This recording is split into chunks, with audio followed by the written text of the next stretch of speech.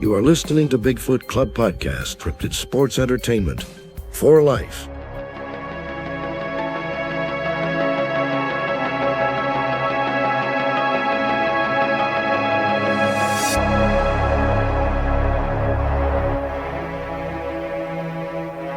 Hey everybody, Bigfoot Bob, Bigfoot Club, Season 7, Episode 16. I'm here with my nephew, Skookum Steven. Steven, say what's up. What's up?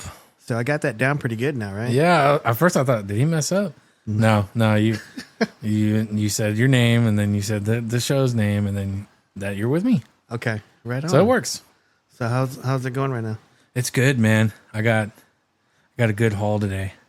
Yeah, we went to go look at some video games today, and so you got since I have a working PS3 and a PS2, I've been like itching to get like those old school games that I had that we had to sell. When you were younger. So I'm getting them all back, and I got a Max Payne, Batman Begins. I actually enjoyed that game. Yeah. Dead to Rights 2, because I already have Dead to Rights 1. And then for my birthday that passed, you got me Max Payne 2, Metal Gear Solid 3 Snake Eater, which I was like, woo! Yeah. And Dead to Rights, the first one. Dead to Rights, yeah. Yeah, and I was like, yes. It's a knockoff from Max Payne. Max Payne, yeah. Right. Okay. Got that bullet time on there. But yeah, today was a good day. We got that. And then the boys sold some popcorn for their scouts. And yeah, it was a good day. We ate Jason's Deli. Oh, we ate Jason's Deli. There was a guy who was complained that he didn't get enough lettuce. You know, that guy bothered me. Yeah, I know. You kept talking about it. I just looked at you and I was like, this motherfucker here, like upset about that he didn't get enough lettuce.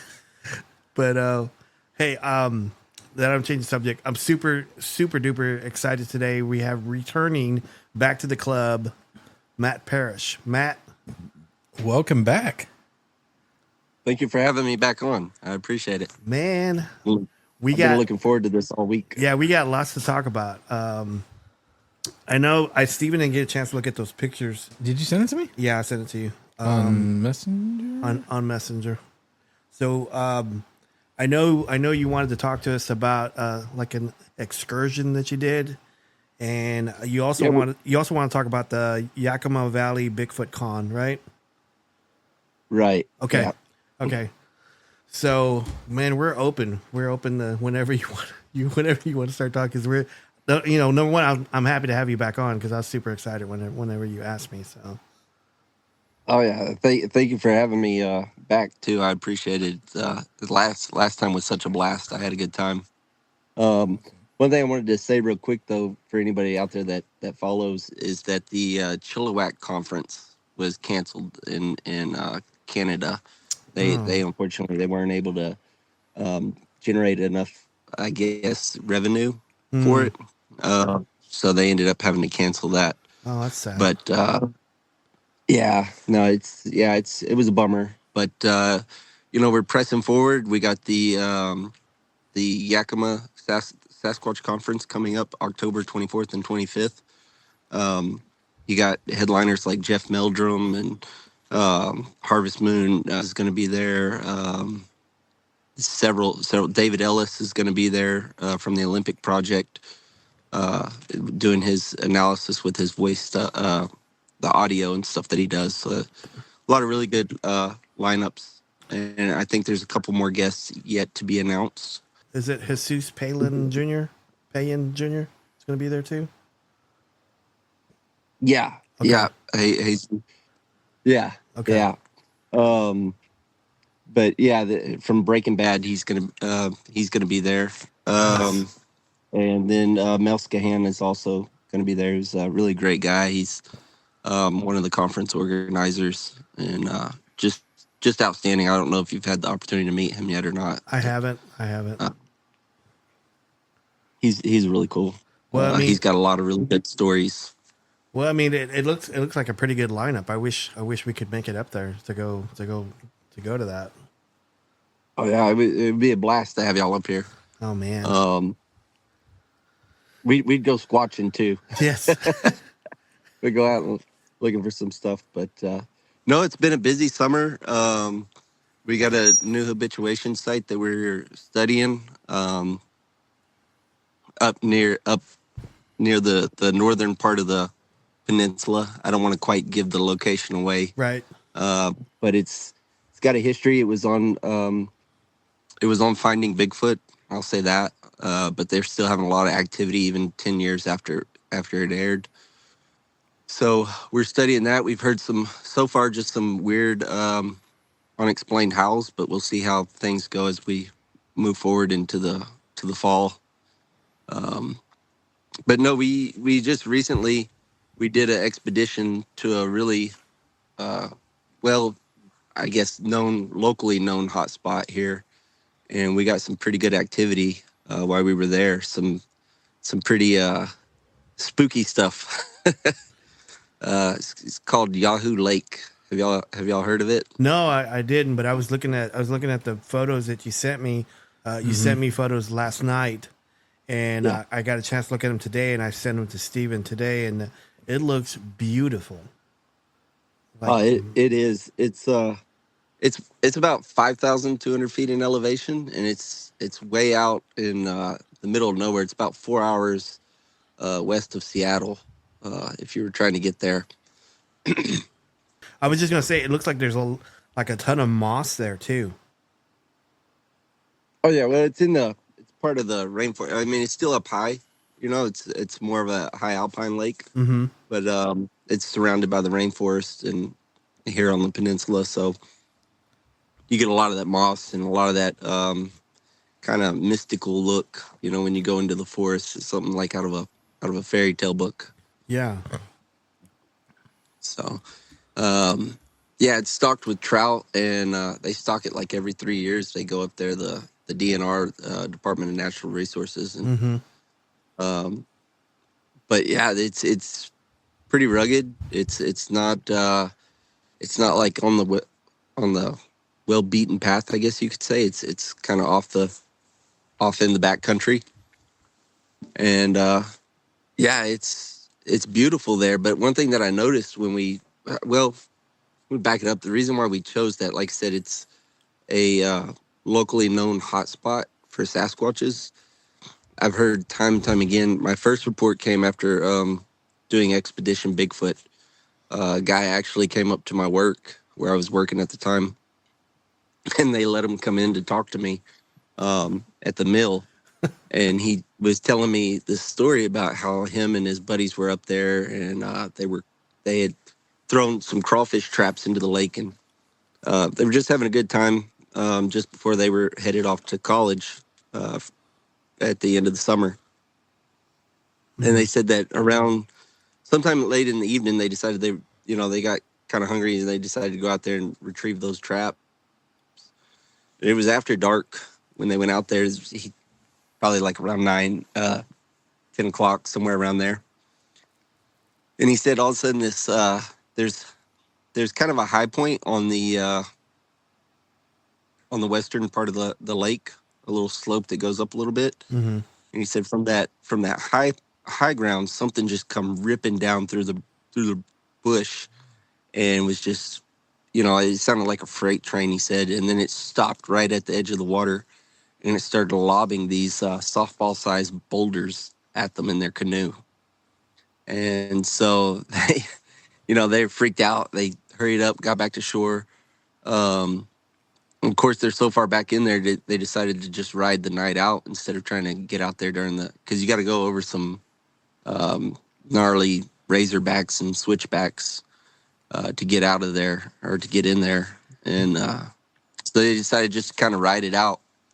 But they said all night long they could hear something like creeping around their camp. And in the morning when they came out, their crawfish traps had been smashed and their crawfish had been taken. So that they didn't even bother cooking or anything. They hurried up and huddled in their tent and just kind of prayed for dawn to come. Wow. And got the hell out of there.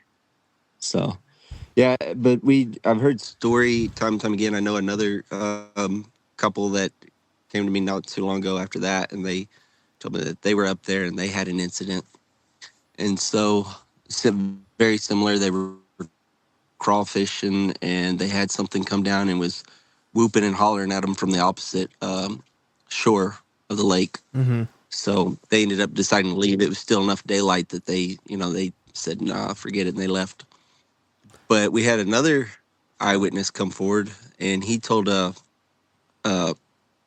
another story where him and his family, it was just him and his family up there camping, and they were trout fishing. And again, same scenario. He had some crawfish traps in there because it's just full of crawfish. I mean, you can see them everywhere. You can scoop them out with your hand. Yeah, so they decide to call it a night. They go lay down. Everything's normal. And he said sometime during the night in the early morning hours, he heard what sounded like heavy footfall, something running and approaching their camp. And it came into the camp, and it grabbed the corner of their tent and just gave it a quick yank and kept on running right out of camp. And so it was when they got up the next morning, he was able to see that there was some impressions that didn't look anything like a bear. His tent wasn't ripped. It was just as if a person, he said, it came in and just grabbed the corner of it and just Tugged on yanked it. And yeah. Gave it a good tug. And so it freaked him out, and his wife and kids, and they vowed to never go back. And I managed to convince him to go back with me to kind of go through it all again. And so he did. And that's kind of how this whole thing came about. Right. And then another buddy up here who's a researcher, Christopher Edgecombe, he was interested. We were talking about it. And I said, well, let's just, he'd heard a bunch of stuff. And I said, let's just go. We got to get up there. Let's go see what it's all about. So you picked this area off those 3 stories, and they were all related to crawfish. And I'm hoping you guys, when you go up there, you're going to crawfish, right? Well, we didn't crawfish. Okay. But we still had an interesting experience. I just wanted to go up there and see, right, what this area was like, kind of do a little recon. We're definitely going to go back there and do another expedition, something a little longer, couple more days than what we just stayed. But we just did a one-nighter, just kind of in and out of the area to see what was happening, if it was even worth investigating, or if we could. But yeah, it turned out we ended up getting more than I definitely expected to get. We started driving in there, and as we were driving in there, the first thing that I noticed was that there was deer, and you would see birds and all kinds of different wildlife. When we got up to the Yahoo Lake, back in there, the general area itself, I didn't notice any kind of deer. I didn't see any kind of deer tracks. Nothing like that. It was really weird. And then it was just dead silent. There were no birds chirping. The only thing that we could see was the trout, in the lake. That was it.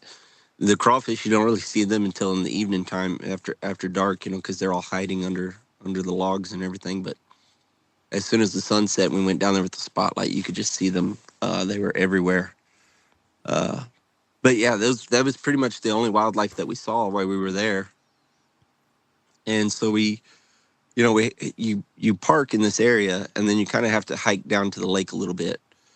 And there's maybe like 2 or 3 campsites on the lake. Not many. I mean, there's really, it's very primitive. There's no bathrooms out there. Mm-hmm. Got to bring one of your own little buckets. But yeah, and there's the really neat thing about our deal when we went up there was we went up there during the middle of the week. So when we passed the very first campground, the one that's kind of really close to the road, the main road, there was really nobody there. And then we had to drive like another 8 miles back into the forest to get to the next one. Like I said, you got to go over these razorbacks, and a lot of people just end up turning around. The first time I tried to go up there, I had my wife with me, and one of the razorbacks was a little too much for her. She was asking, she said, "Can we just turn the truck around?" I was like, "No, not unless you want to roll it off the cliff here, you know. So we Yeah. got to a little area where we could turn around because my maps wasn't working, and we ended up leaving. Little did I know I was only like 3 miles away from the lake at that point. But yeah, so we get up there. There's nobody. We're there all by ourselves, so that was nice. We hiked down. We set up our camp, and then we, get our gear and everything out. And we decided to go on like a little scouting mission around the lake. There's a little trail that walks. It's just a little 9-acre lake. It's not a very big lake, so you can hike it. It's it took us about an hour to hike all the way around it. And as we're hiking around, we get kind of up on the high end of the lake, and I hear this real faint, like audible, like barely audible, almost like a whoop sound from the other side of the ridge that we were almost on the top of. And so we kind of paused for a minute, and we were listening, and we didn't really hear anything else. So I was like, that's kind of weird, because it's dead silent up here. We haven't heard anything. That's the first thing that we've heard. And so as we're hiking around a little further, we find a really good impression, and as something was like crossing the trail. You could see the game trail that had been using, but there was a really good impression in the moss where it grabbed onto it. And I reached down in there, and I was feeling that impression because I was trying to feel if I could feel like bear claws or anything like that, or maybe where the double step would be from a bear, and I couldn't find any of that. It was like a person's foot. And so I got a snapshot of that and compared it next to mine. I wear a size 13, and it's like, Yeah, it's bigger. a couple inches. Yeah, it looks It looks bigger. Because it looks like, Matt, it looks like that moss is pretty thick, and it would take something pretty heavy to push it down the way it did, right? Yeah, it would. I tried to do it a couple times, and I didn't even leave an impression at all. You couldn't even tell. And I weigh around 242 pounds. So, yeah. Because it almost looks like that's like I wouldn't say it was running. It just looks like it was maybe walking briskly. Because it would take like a heel and like the metatarsal to push it up the way Right. it looks like, and that's pretty impressive. I mean, because I know it's hard to see all that stuff with all that moss, but whenever they do step like something like that, it's pretty like presentable. Pretty noticeable. Yeah. And it was probably if I had to, it was probably about an inch deep into the moss too. Wow. That's the other thing. So it was coming up from the lake. Whatever it was, it went down to the lake and was leaving the lake. And we'd seen some logs that had stepped across where it rubbed the moss off the logs completely. That you got that transference going on afterwards. And we kind of tracked this thing for a little bit, best we could, and then we lost it up over the ridge. Well, I say lost it. We stopped tracking at that point because we were getting further and further back in there, and it's like everybody knows we're at Yahoo Lake. Nobody knows we're over here if something happens. So it almost sounds like this lake is like it's grocery store, almost like it, because with all that trout and the crawdads, and so it's almost like a power like a food source for it. And I was looking at the other pictures that you had on. You had like looks like some mushrooms, some look like chanterelle mushrooms, maybe. Yeah, there's some chanterelles out there. They're everywhere. We found what they call chicken of the woods that grows out there. It was growing on. Yes. I was trying to remember the name of that. Yeah. Okay. Yeah, I don't know what the actual name of it is, but everybody calls it chicken of the woods. Yeah. And we found, but there's just all kinds of edibles, and so I was just taking pictures of that stuff to kind of document. And then you got, like I said, you got the trout, you've got the crawfish. In the morning time, there were some swallows that come down to the lake, so you do get some birds down in there. And I imagine that you would get the occasional deer down there too. just because where this lake is situated and positioned, it's really like the only good water source around. So, it's just kind of a perfect, I guess, whatever you want to call it, a perfect recipe for something to happen, I guess. Yeah. Yeah. Because it almost sounds like with the stories you were talking about earlier that these Bigfoot or these Squatch, they're not overly aggressive, but it seems like they want to protect whatever in this lake area. Mm-hmm. They want to make it known that it's their stuff. Yeah, it definitely seemed like that to me. Especially with all the witnesses, they all had something in common, that they were all crawfishing or they were taking resources from the area, and so that to me was really interesting. That they all had that experience, and it was funny because when we got up there, there's a boulder right at the trailhead before you hike down the lake, and somebody had actually painted on the boulder, it said Bigfoot is here. And so I don't know, That's funny. it was just kind of funny that was there. I said, there's our sign right there. We can pack it up and go home. We don't have to look no more. Steven, you got something But to add? but I just think that he's like extremely like lucky or blessed to be getting like, Matt, yeah, he's like a antenna. Antenna, yeah. He's an antenna for Squatch. Mm-hmm. He really is. And you said that you wear a size 13 shoe? I wear a size 13, yeah. Oh my gosh. Yeah, and that's because I was looking at that picture too, and then I was like, oh, okay, that's saying something. Matt, I wanted to mention this also, and if you don't want this part on here, I can take it out. No, that's fine. But you moved from the last time you were on our show. You were having a lot of Bigfoot activity at your house, and you moved since then, and then you moved to another area that had almost some activity as well, right? They moved with you. Right. Yeah. Well, that's kind of what I was talking about, another habituation site. Yeah, we moved to this new house, and it was funny because the landlord actually, housing is so difficult to come by up here on the peninsula, and so my wife seen this house on Marketplace, and it just popped up, and so she messaged the lady, and the landlord said.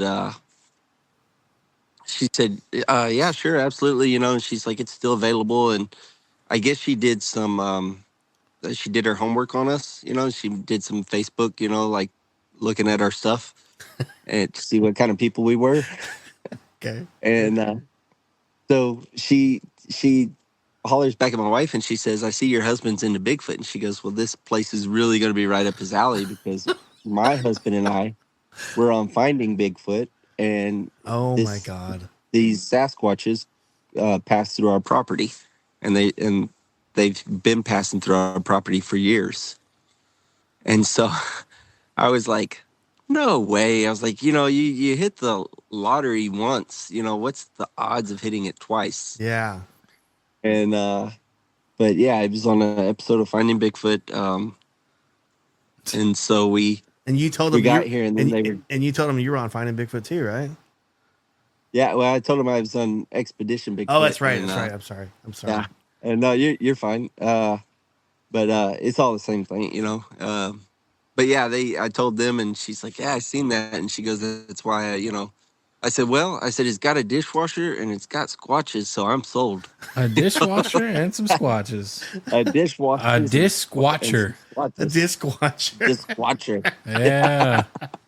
Those are the selling points right there. Yeah. It's like sold. Dishwasher and a squatch. She probably looked at your Facebook, Matt. She goes, this is sold. This is sold already. Yeah. So this is sold. It makes me wonder if she was having trouble selling it. And then they're like, oh no, I got him right here. This is what they're looking for. Yeah. I actually spoke to the Finding Bigfoot people. I spoke to Renee and asked them. I said, hey, did y'all actually? She's like, oh yeah, I remember. And then I before I had a chance to really look it up, the episode, but I think it's like season season 8, like episode 7. It's somewhere. It's one of those. It's one of the Olympic Peninsula ones. You can. So I'll let people go do their homework. so they'll be able to see the house that you moved into already.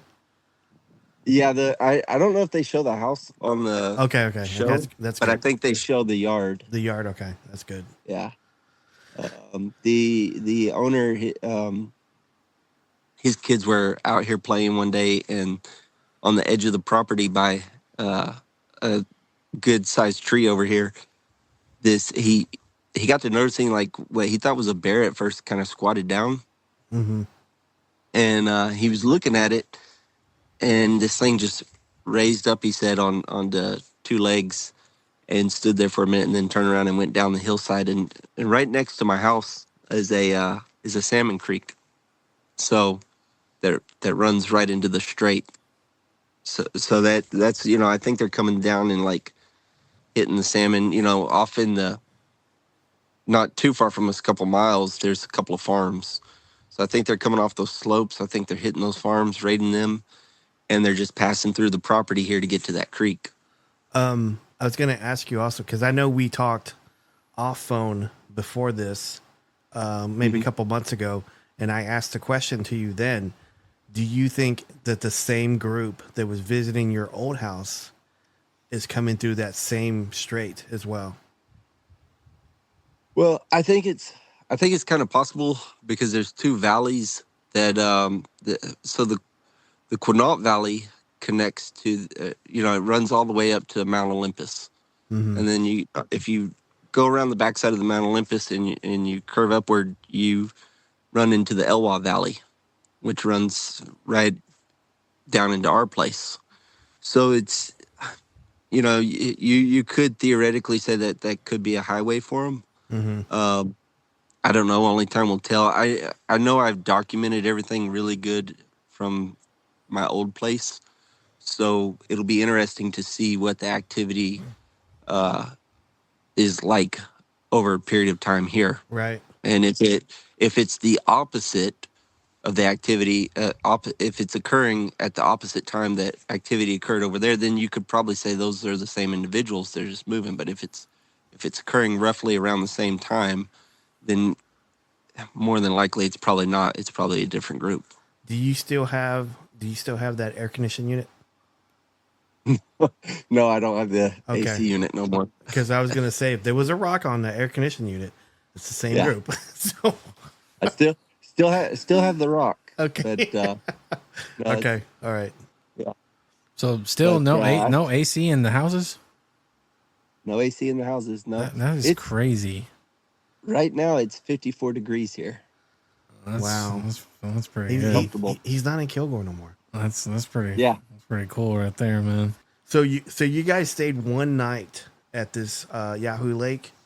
So what happened? We did. So around 11 o'clock, it was funny because we only are operating off satellite phones up there. We have no service on a regular cell. And so one of the other researchers, he says, oh, we can pack it up. There's activity going on the other, talking about another location. Well, right as he says that, he gets cut off, dead sentence by I'm a horrible whooper, but it just, across right across the lake. And all of our hearts just kind of sank into our stomachs. And we're like, oh, man, and we just sat there kind of for a second or two in disbelief after it ended. And we're like, did that really just happen?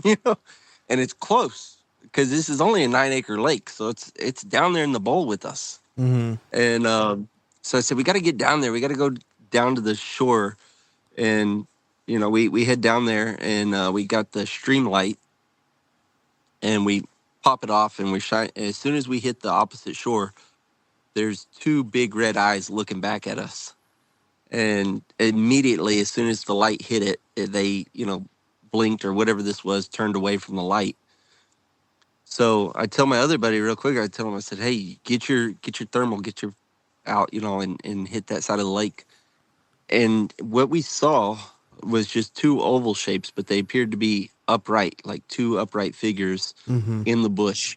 when I say bush, I'm talking about the forest, Yeah. all the underbrush and stuff. But yeah, and so these figures just stood there, but one was like slightly above the other one, almost like it was like levitating next to it. Uh-huh. And that's when I realized it's standing on the slope behind him. It's not actually like levitating.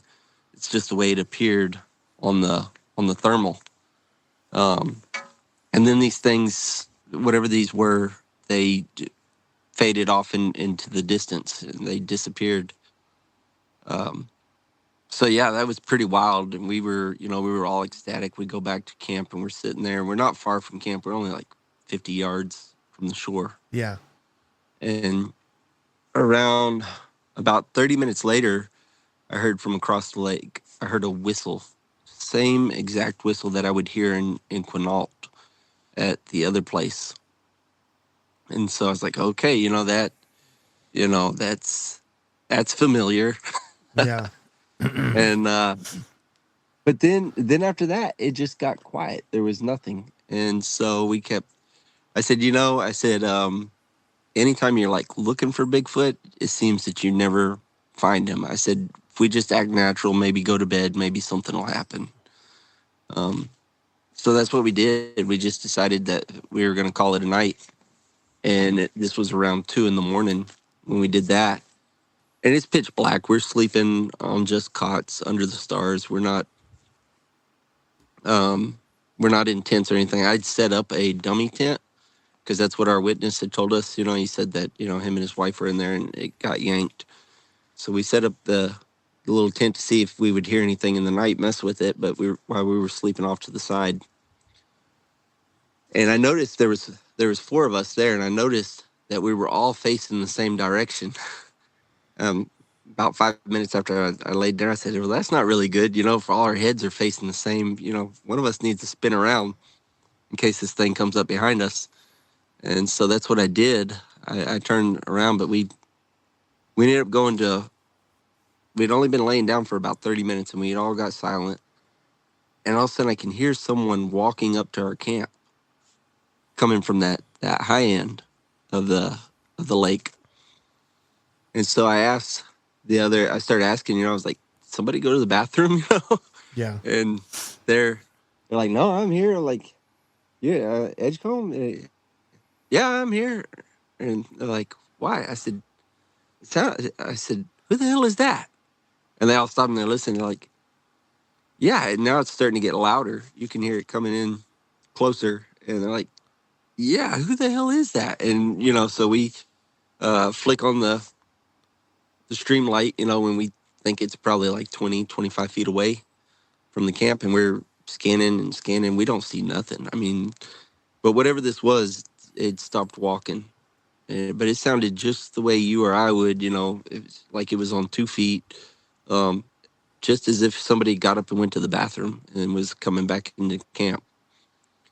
But there was nothing there to be seen. And so we flicked off the light, and I made some jokes. I was like, well, this is the part where we all die.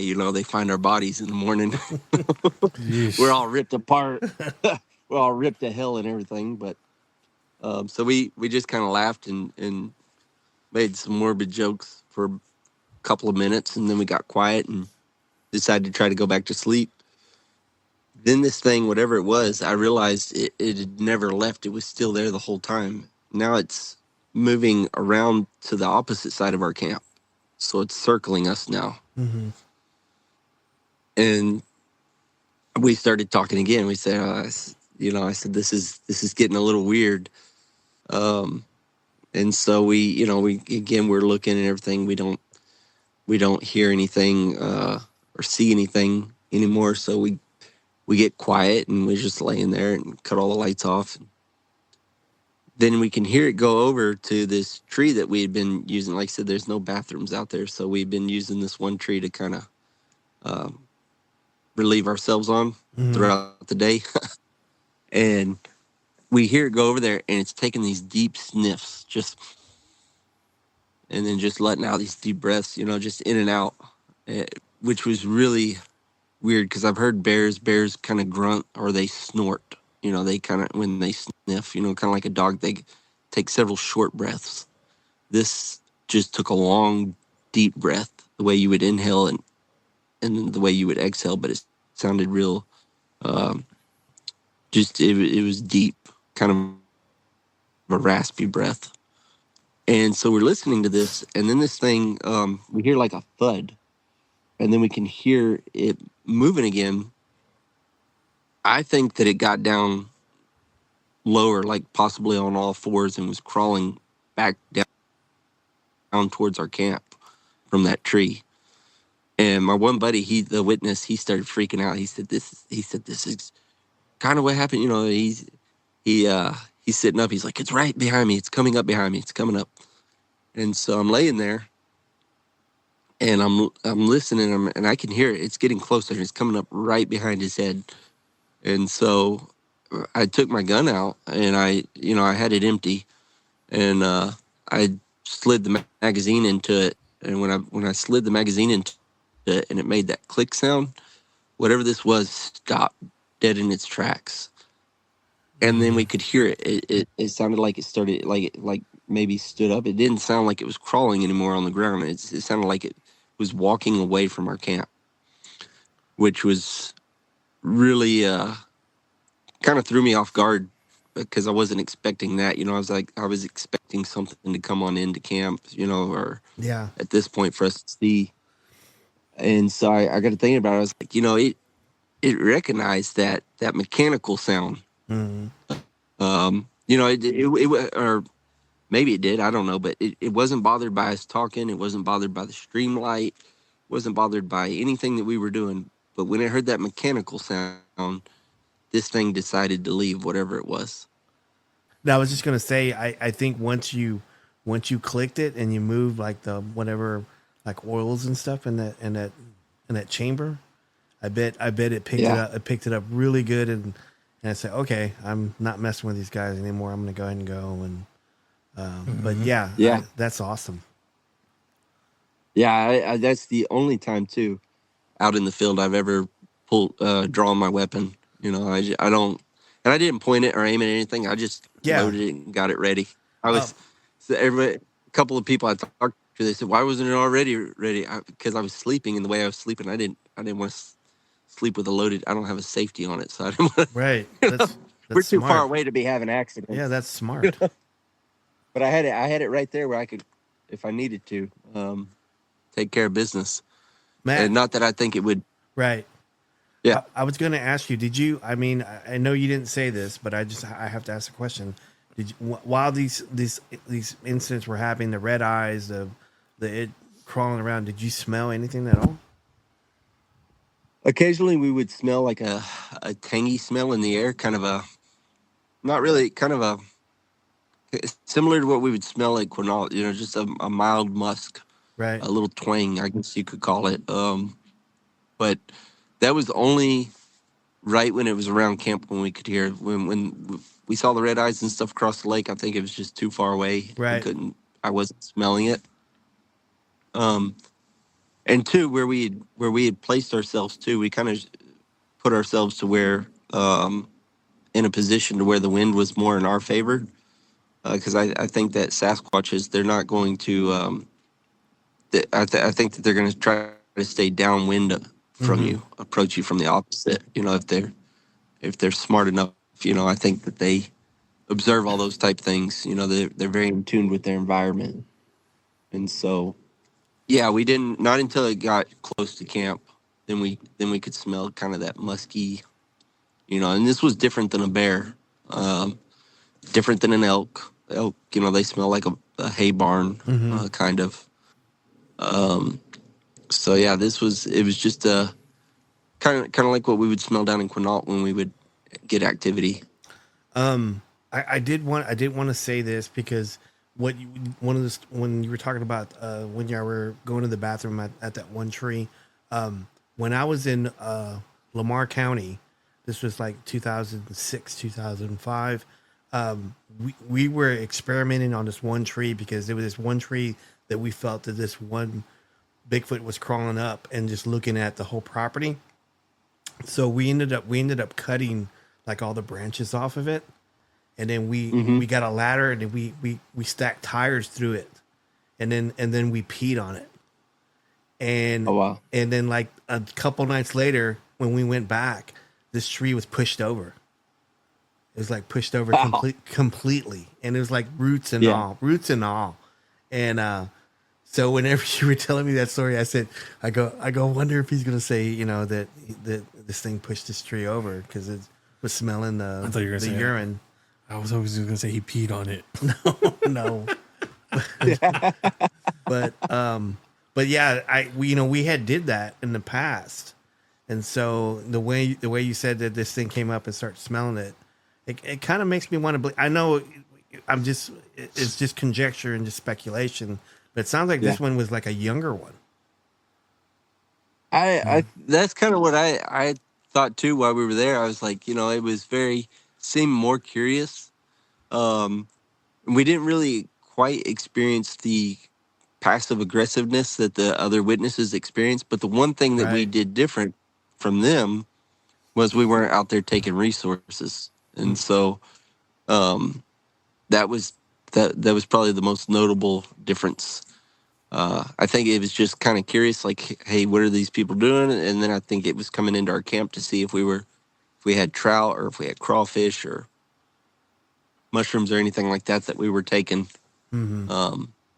That it might have considered a food source other than the food that we brought ourselves. So that's kind of what I thought for a little bit there. That might be the case. Yeah, because I was looking at one of the pictures, because I think one of the pictures that you sent was like of it at night, and you could see like the forest and the top of the trees looking at the sky, and it's black. Yeah, it was black. I go, man, you probably couldn't even see your hand in front of you. Mm-mm. No, you cut the light off and you couldn't. It was moonless. There was no moon. One thing that we did do interesting before we went to bed though was we put out gifts like I would at Quinault. Mm-hmm. And I put out some golden berries. I put out some cilantro. I chose cilantro because it's got a real strong earthy smell that might be different than what you would find out there. Mm-hmm. So we put out some citrus fruit. I think it was like lemon and lime, and then we put out peanuts, some raw peanuts. Yeah. And something that came in. We didn't put a camera on it. I've got to where I don't really put cameras out on gifting stations just because everybody always gets so much crap. Why don't you put a camera? Why don't you put a camera? Well, if it was that easy, then we would all have a picture of Bigfoot by now. Yeah. I didn't put a camera. I just did my little thing. I said, hey, we're just here, to have an experience. If you're around, we mean no harm. Yada yada yada. It's more or less just to show my demeanor, right? Not that they understand what I'm saying. No, I totally get that, because whenever you do that, I always say and think that this is, whenever you put food out like that and you're presenting it to them, it's more of a guide. You're trying to get them to relax a little bit and say, hey, you're not like a harmful person. You're not a hunter going to shoot at them. You're presenting this, and that way down, may not be today or tomorrow, maybe like a month or next year when you're there, they're going to present themselves to you. And that's a possibility of doing it. So you want to build that trust. Yep. And I feel like if you were to put a camera now on that, it's like a betrayal of trust. And they see that and they're going to be like, oh man, Matt, come on. Yeah, I thought we were brothers, man. And he's good. He's gonna say, if you leave in cilantro, what about the jalapenos? I know, man. Yeah, yeah. The salsa and the corn tortillas. Sorry. Actually, we had some fajitas, so that's just what I had in the fridge. Matt, I already like you. Okay? I was starting to like you more now. So. Those Bigfoots up there are gonna be, bring that Texas heat, man. Bring that Texas heat. Yeah, we that's what we done though. I had some leftovers and I was like, I'm not gonna run back into town and grab what I normally grab. So I was like, this is different. We'll try this. Yeah.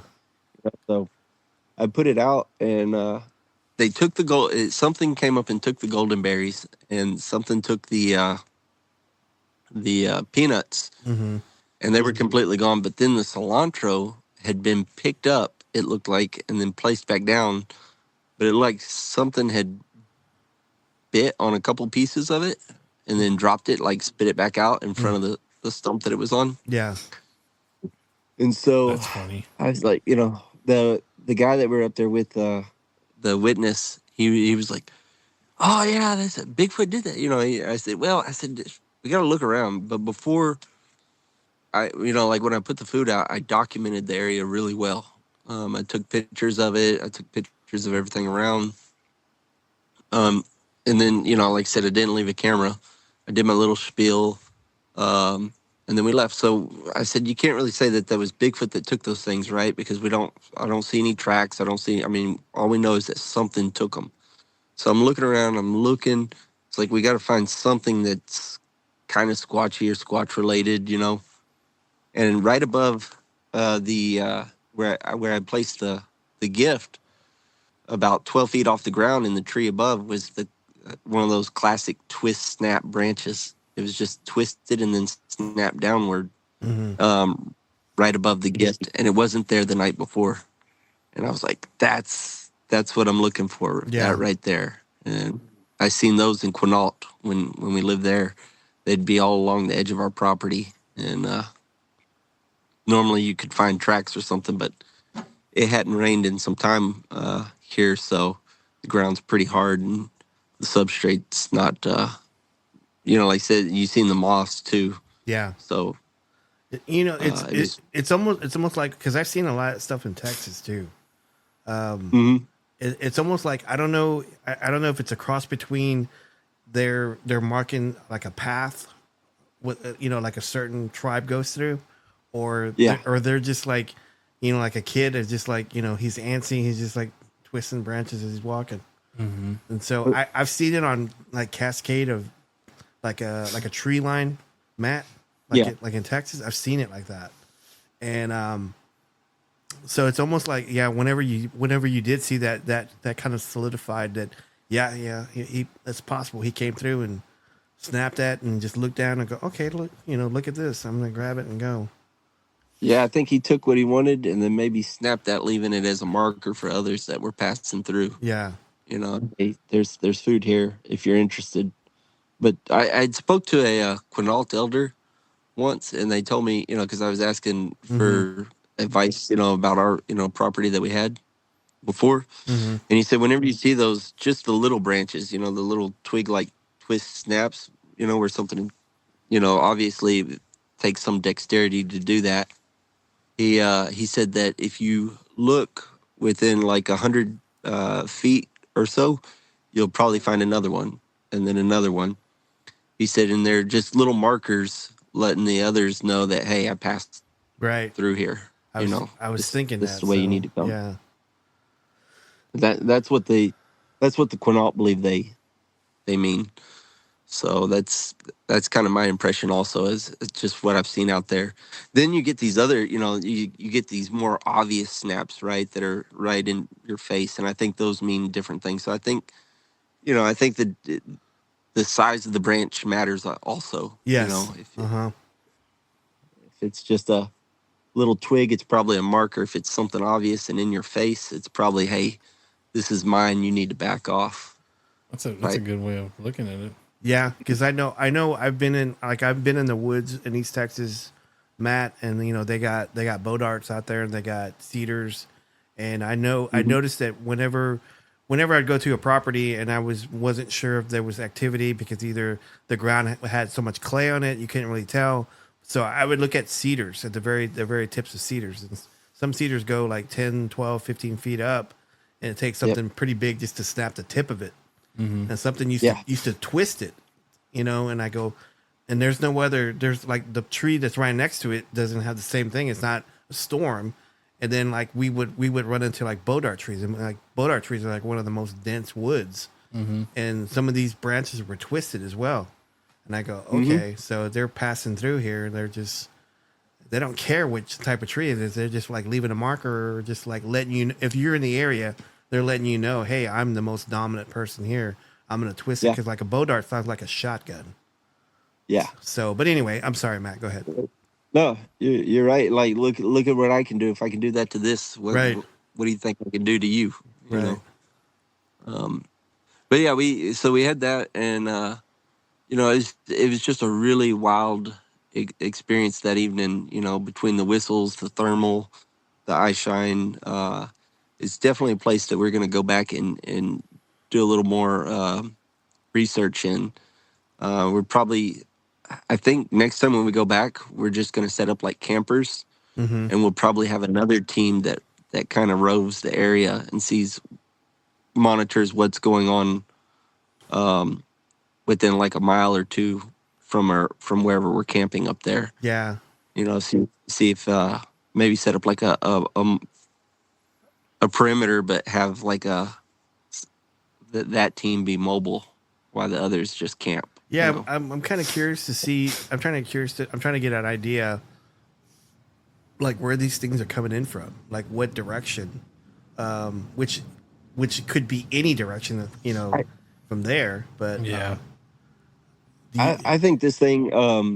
I think, and this is all just theory and speculation, but I think that night it came off that high point, Right. just like all the witnesses had described. Mm-hmm. I think it came down to the lake and was trying to scope us out from the opposite side of the lake. And then once we laid down, it decided to come over back around the lake to where we were. And then I think it was checking us out. And then it, like I said, it went up around, it made a circle around us. And then it started coming back down on us again. And I think it went back up that one trail that leads up to the, after I made my little sound with the gun and everything, I, Right. Loaded it.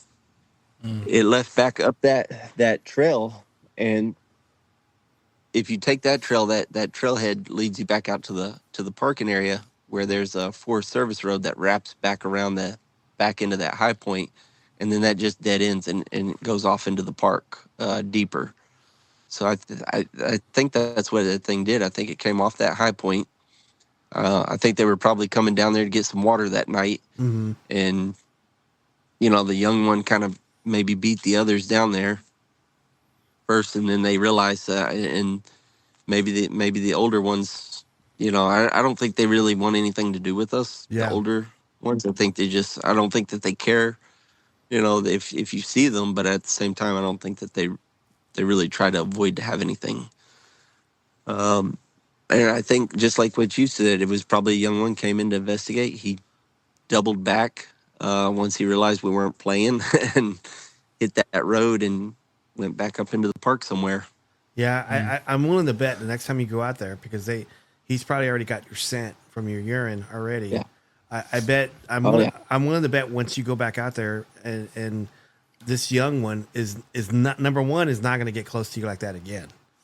And No. and two, if they do, there's going to be more than one. Yep.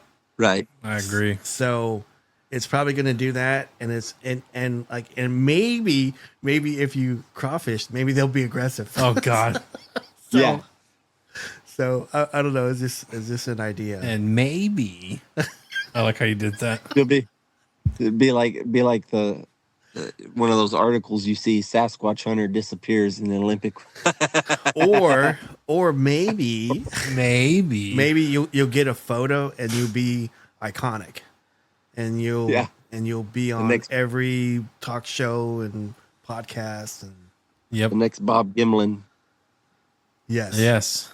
So, I would love that. I would love that for you, Matt, because you're such a good dude, and I love the way you think, and how you just wanna learn whatever you can from these creatures. that's it. I'm just out here to have an experience. If I can share those experiences with other people, that's great. But I just overall, I just have fun doing it. You know? It's not about, somebody once accused me, they said, well, you do it for money, you do it for monetary. Where? No, you can add, like my conferences, I don't get paid for that stuff. I do that all free. Yeah. I don't get paid to come on your show. It's all free. Right.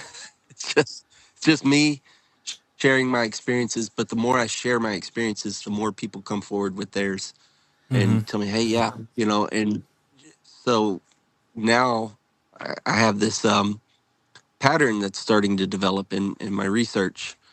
And so that's really exciting to me, and that's why I keep doing what I'm doing Yeah. to try to establish those patterns. So that way, when species verification does happen, um, hopefully I'll have something to contribute to that.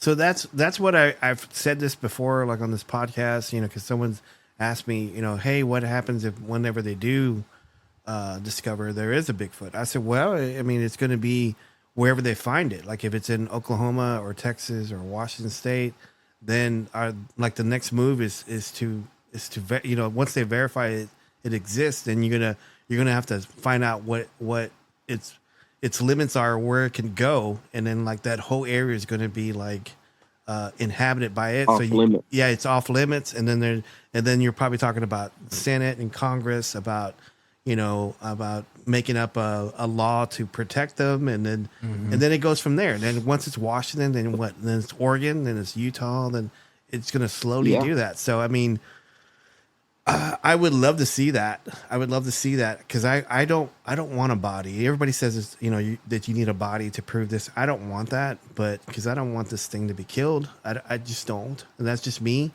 Mm-hmm. But at the same time, if it's going to save the rest of them, yeah, maybe. I think that I'm like you, I don't want to see it killed. I'm afraid that might be what has to happen, but right at the same time, I also believe that there are ways to satisfy science to get the evidence that we need. If you could get DNA, if you could film the capturing of DNA from one of these things, mm-hmm. I think that would be a step in the right direction. Without having to obtain a body. But you would have to film the actual collection of your sample. However you do that, whether you set up a DNA trap or something. Everybody says hair. Oh, get some hair. Yeah. Hair is not as easy as people think it is. It's not. It deteriorates really quickly. Fast. Yes, it does.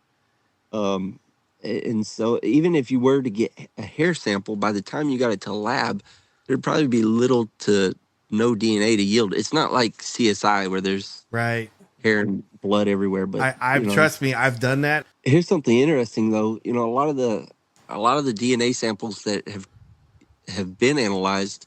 I'm not saying all of them, but I'm just saying there's been enough times where DNA was analyzed and they always said human contamination. Right. Yep. What was it? Human contamination, or is it possible that these things are probably human. Pretty close to humans? Yeah. Pretty close to us in DNA, that we need to do a more comprehensive study on the DNA that was collected.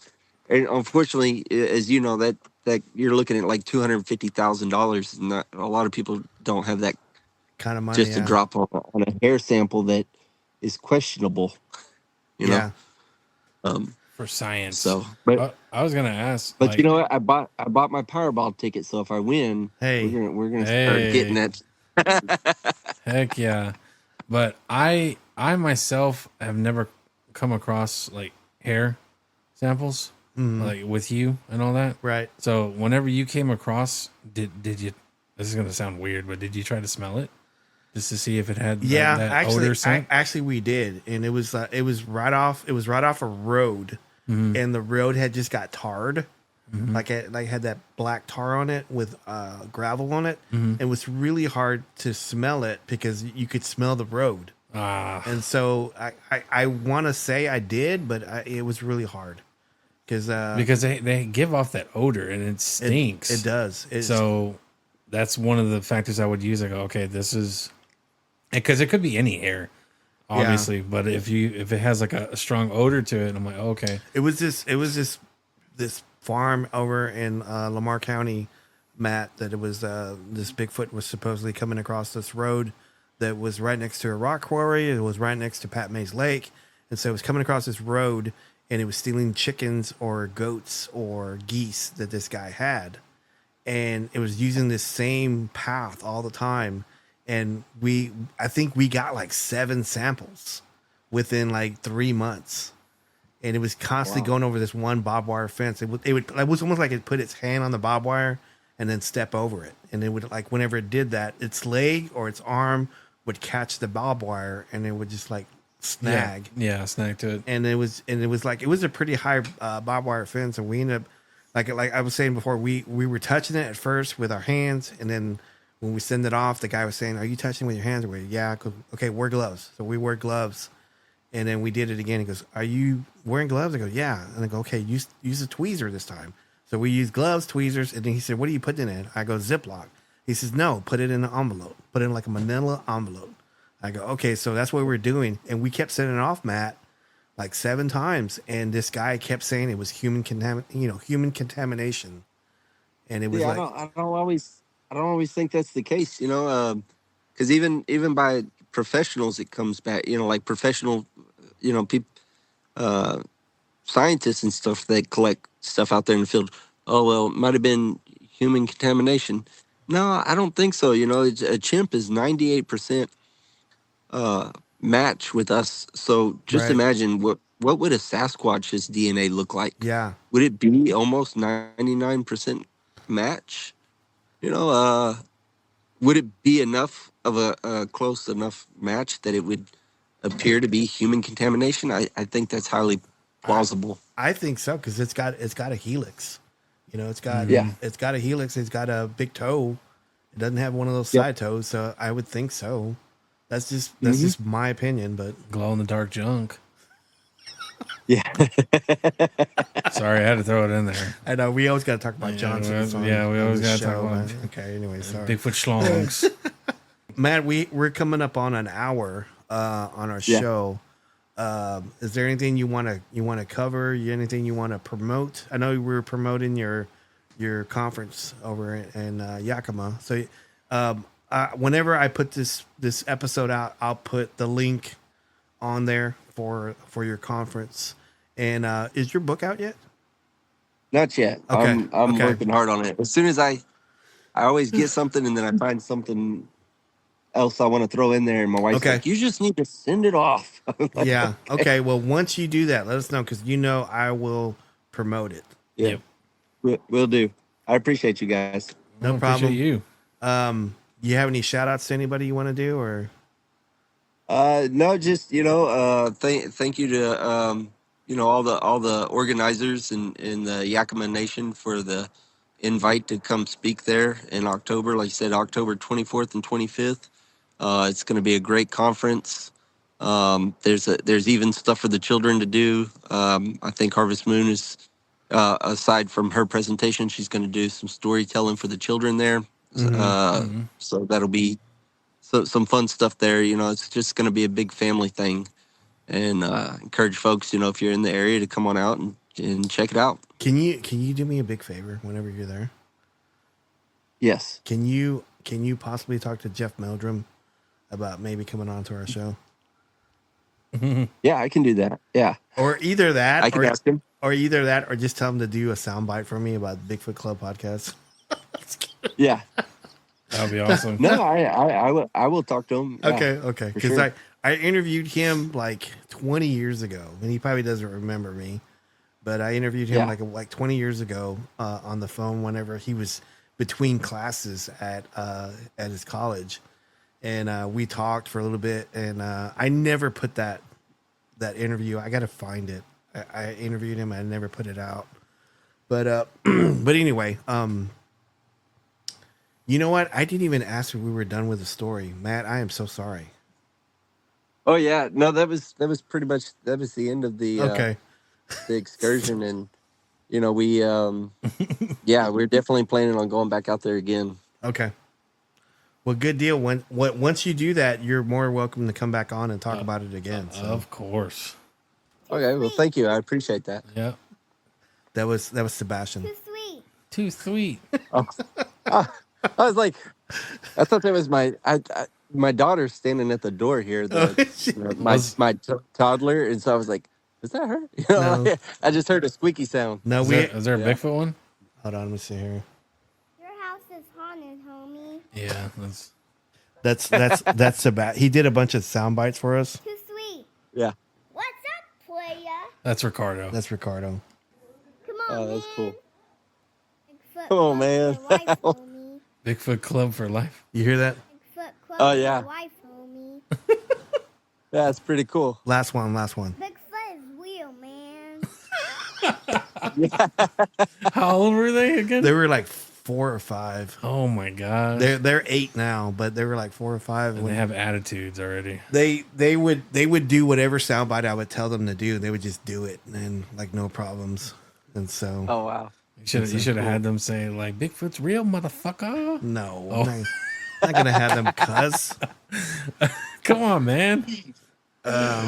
Matt, thank you for so much for coming on. We really appreciate it. I'm gonna try to have this out tonight, and I'll send you the link before I put it out. Okay, I appreciate it. Thank you. Okay, man. I like I said, I'll promote the heck out of this conference you're gonna be at. So, Yeah, thank you. I appreciate it. all right, man. You have a good night. Y'all have Thanks, a good night. Matt. All right, bye. All right, bye. If you are listening to us for the first time, thank you for joining us. If you are a regular listener, double thank you for your continued support. We appreciate every one of you, and your engagement means the world to us. To help us keep providing quality content, please take a moment to subscribe, comment, like, follow, and give us a 5-star review. Your feedback truly helps us improve and grow. If you have any stories you'd like to share, or any concerns you'd like to discuss, we would love to hear from you. Please email us at bigfootclub1@gmail.com.